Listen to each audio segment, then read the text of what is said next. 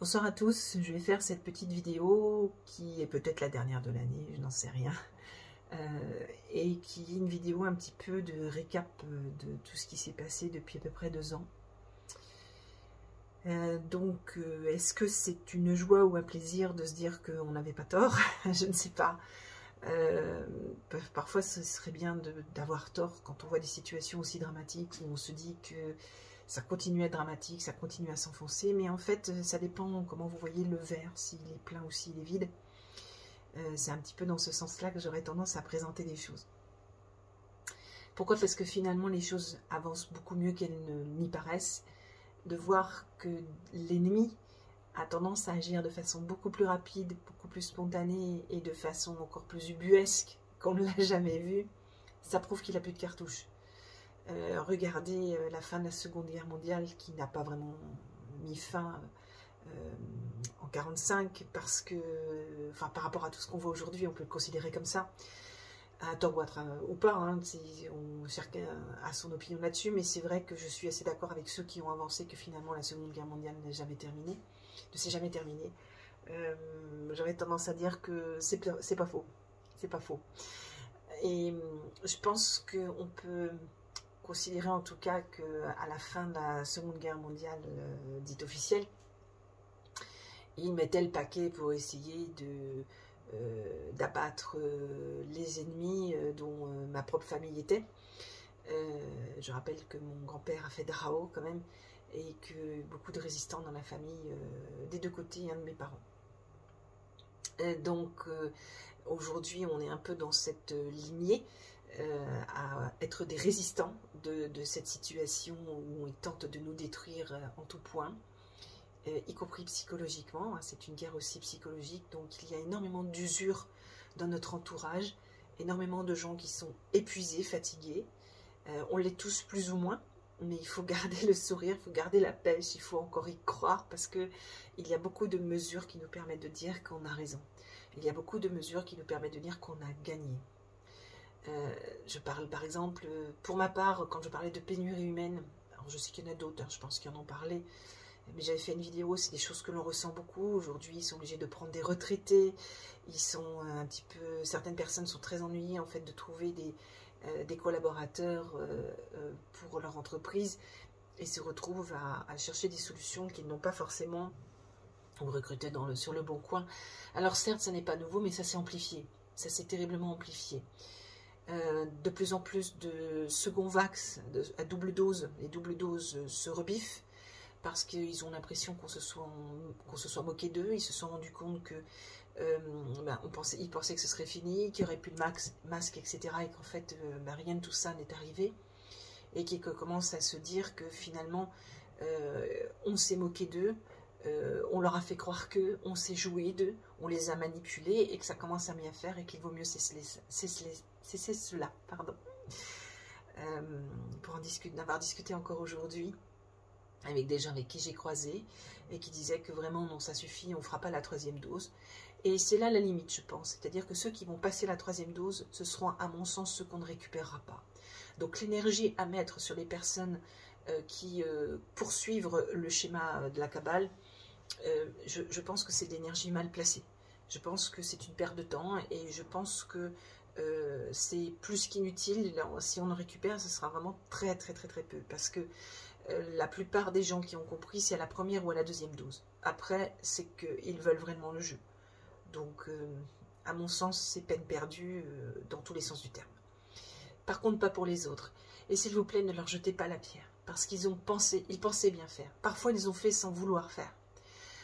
Parfois parce qu'ils étaient vraiment acculés, parce qu'ils ne connaissaient pas d'autres situations, d'autres positions. Il y a des gens qui travaillent beaucoup, qui ont beaucoup de choses à faire et qui n'ont pas le temps de s'instruire sur Internet, ou de savoir qu'il y a des actions qui sont mises en cours, de savoir que l'on peut avoir des recours pour éviter d'être vacciné, etc., etc. Enfin, vacciné.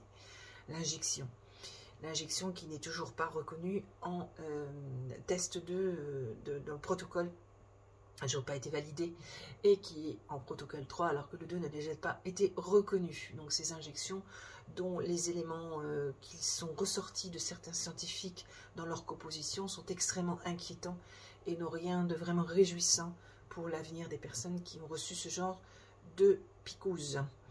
sachant que il y a des placebos, fort heureusement, et on arrive à en reconnaître quand même quelques-uns. Là encore, ça rejoint une de mes vidéos où j'avais parlé des modifications comportementales entre les picousés et les non-picousés, et comment ça allait évoluer. Et beaucoup d'entre vous m'ont fait un retour enfin, exactement dans le même sens, et depuis, ça ne cesse d'aller dans ce sens-là, et je vous en remercie. Et du reste, j'en profite pour tous vous remercier pour votre soutien, tous les mots que vous m'envoyez, tous les encouragements, tous les messages en fait que vous m'envoyez. Je vous remercie vraiment infiniment. J'essaye de répondre à tout le monde. Je fais de mon mieux pour répondre à tout le monde. Je ne sais pas si je pourrais arriver à le faire encore longtemps, parce que c'est vrai que ça prend du temps, mais c'est un temps que je vous offre avec plaisir, comme vous avez pris le temps de le faire pour moi. Donc merci infiniment. Donc le bilan au jour d'aujourd'hui, au bout de ces 2 ans, est plutôt sur quelque chose de positif, où le jeu est en train de s'inverser, où toutes les vérités sont en train de sortir d'une manière ou d'une autre. Alors n'attendez pas à ce qu'elles sortent dans leur univers, quoique, il y a certaines choses qui peuvent sortir dans leur univers, parce que c'est volontaire que ça ne sorte pas dans leur univers. C'est tellement volontaire que pourvu même que ça ne sorte pas dans leur univers. Mais il y a des tas d'autres endroits et des tas d'autres plateformes où on peut avoir ces vérités et on peut les vérifier, et votre discernement peut faire en sorte de vérifier si c'est juste ou non. Donc s'il vous plaît, tenez de l'importance à cela, renseignez-vous, informez-vous, faites votre propre choix d'analyse, de conclusion d'analyse, développez vos propres discernements pour voir si c'est juste ou pas. Il est vrai qu'il y a beaucoup de choses que j'ai révélées ou divulguées en privé depuis quelques années, qui sortent aujourd'hui en public, où j'ai des proches ou des amis qui me disaient « mais tu l'avais dit, on ne te croyait pas ». J'ai l'habitude de ça depuis pas mal d'années.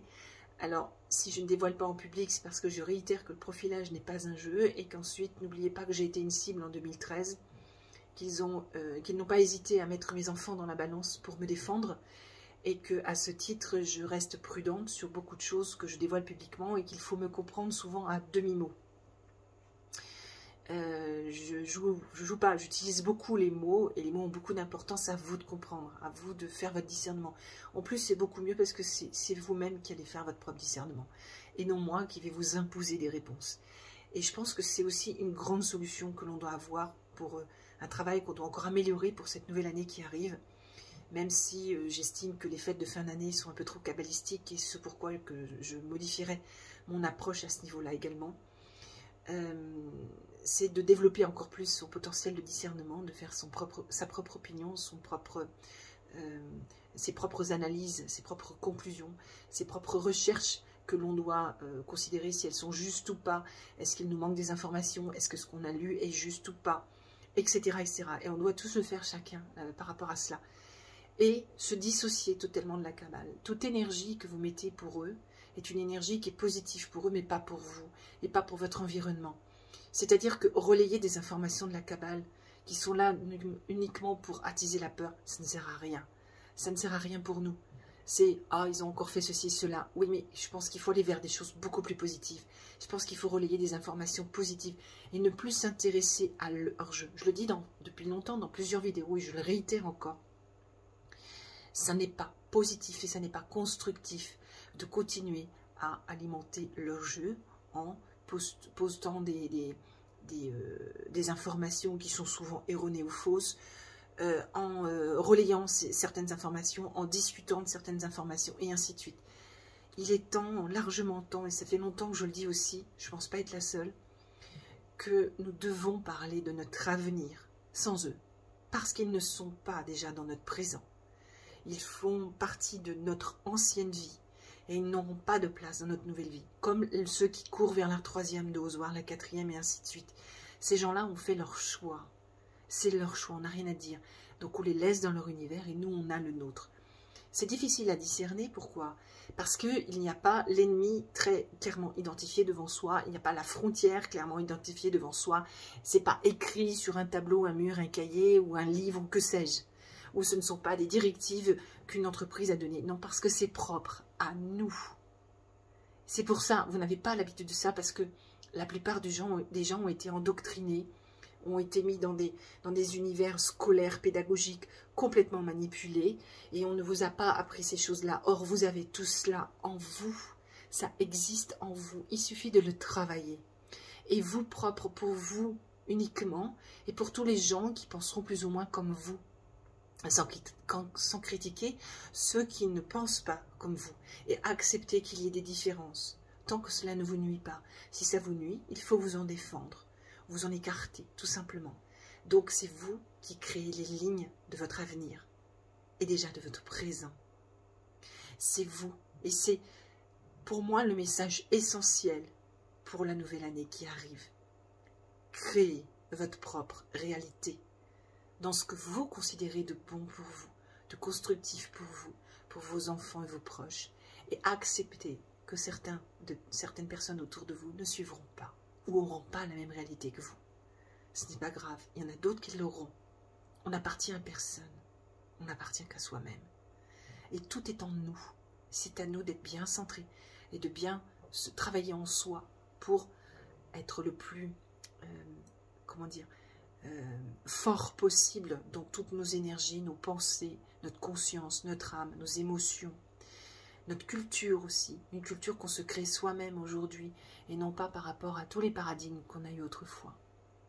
Donc centrez-vous bien et centrez votre ligne de conduite et de vie dans l'avenir qui vous appartient à vous, qui est votre réalité à vous. Et tout cela, il faut le travailler. Et ça n'est pas écrit dans des livres, dans des lettres, dans des posts, dans des vidéos, je ne sais quoi. C'est parce que ça vous appartient, à vous uniquement. Et même s'il y a des similitudes avec d'autres personnes, ce ne sont que des similitudes. Voilà. Ce message, pour faire un petit bilan vite fait, je pourrais en dire encore beaucoup, mais j'ai pas trop de temps de faire de longues vidéos sur ce sujet-là en ce moment, puis je pense que j'en ai d'autres, des longues, déjà vous avez le courage de les regarder jusqu'au bout, c'est déjà très bien. Je préférais mettre des grandes lignes, des lignes qui vous fassent un petit peu réfléchir, des points et des sujets qui vous permettent de dire on avait raison, on savait, et si les autres ne veulent pas savoir, c'est leur choix, et on doit l'accepter. On n'est pas obligé de l'accepter dans notre vie. On n'est pas obligé de l'accepter dans notre environnement. Mais on doit considérer que tout le monde ne peut pas penser comme nous. Eux souhaitent que tout le monde soit comme eux.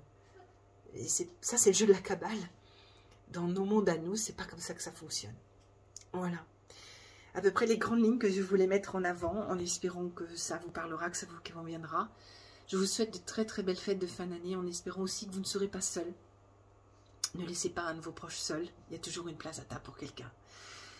Soyez surtout dans l'amour, dans la paix, dans la joie, dans la sérénité et dans cette conscience de vers où vous devez aller. Et puis, que ces fêtes soient moins matérialistes. C'est possible. Alors, j'ai ma petite Poupie qui est là.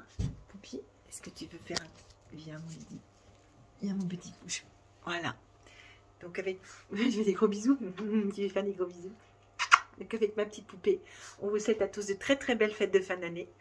Oh, oui, oui, je crois qu'à la fin. Et on vous souhaite très belle année 2022, en espérant que tout se passe bien pour vous. Et il n'y a pas de raison. Tu es d'accord? Est-ce que tu es d'accord? Et là, très fin. Bonne soirée à tous et à bientôt.